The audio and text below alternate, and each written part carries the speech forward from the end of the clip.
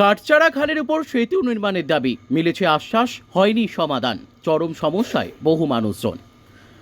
ঝাড়গ্রাম ব্লকের বাদগোড়া অঞ্চলের কাটচাড়া খালের ওপর থাকা সেতুটি 2004 সালে বন্যার ফলে ভেঙে গিয়েছে। তারপর থেকেই বিচ্ছিন্ন যোগাযোগ। এলাকার বাসিন্দারা বারবার ওই এলাকায় সেতু নির্মাণের দাবি জানালেও আজও পর্যন্ত শুধু আশ্বাস মিলেছে, কিন্তু কাজের কাজ হয়নি।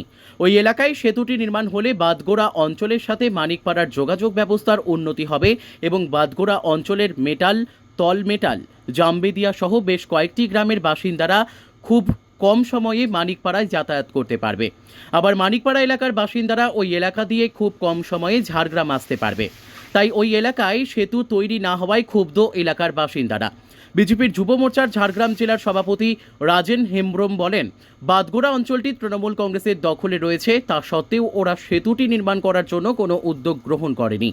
আসলে কাটমানি ছাড়া ওরা কোনো কাজ করতে চায়নি, তাই ওই এলাকায় সেতু নির্মাণ হয়নি। এর জবাব 2026 সালের বিধানসভা নির্বাচনে এলাকার বাসিন্দারা দেবেন। ঝাড়গ্রাম পঞ্চায়েত সমিতির সহসভাপতি বন্দনা সিট বলেন, বিষয়টি আমার জানা নেই, আমি খোঁজ নিয়ে দেখব এবং স্থানীয় প্রধান এবং প্রশাসনের নজরে বিষয়টি আনব। আমরা দাবি করছি যে পুরনো যে ব্রিজটা ভেঙে পড়েছে 2004 সালে জলে প্লাবিত হয়ে এটা ভেঙে পড়েছিল। ভাঙার ফলে যাতায়াতের অসুবিধা হচ্ছে। দীর্ঘদিন ধরে আমরা প্রশাসনকে, জনপ্রতিনিধিকে বলা হয়েছে, জনপ্রতিনিধি আসে, দেখে আবার চলে যায়, বলে হ্যাঁ এবারে করে দেবো, এবারে করে দেবো। তো এখনো পর্যন্ত এই ব্রিজটা এখন আমাদের করে দেয়নি। আমরা চাইছি পুনরায় এই ব্রিজটা হোক, মানিকপাড়া যাতায়াতে আমাদের সুবিধা হবে। এটাই হচ্ছে আমাদের মানিকপাড়া যাতায়াতের পথ। কোন জায়গায়, কি নাম? এটা হচ্ছে তোমার মেটাল খাল, খালের উপরে এই ব্রিজটা আছে। তাহলে কিভাবে এখন যাতায়াত হচ্ছে? এখন ওই সামনে যে জল আছে, জল পেরিয়ে যাওয়া হয়। যে জীবনে ঝুঁকি থাকে। জীবনে ঝুঁকি তো জল হলে জীবনে সাইকেল মোটরসাইকেল ডুবে যায়, সাইকেল কাঁধে নিয়ে পেরাতে হয়। কি চাইছেন? আমরা চাইছি পুনরায় ব্রিজটা হয়ে যায়, তা এটাই আমরা চাইছি। এলাকায় তো প্রতিশ্রুতি আছে। বারবার আসে, বারবার জনপ্রতিনিধিরা আসে যে এইবারে হয়ে যাবে, এইবারে হয়ে যাবে। সেই আমরা 2000 আগে ইয়ে থেকে দেখছি যে এইবারে হয়ে যাবে, এইবারে হয়ে যাবে, তো এখনো পর্যন্ত হয়নি।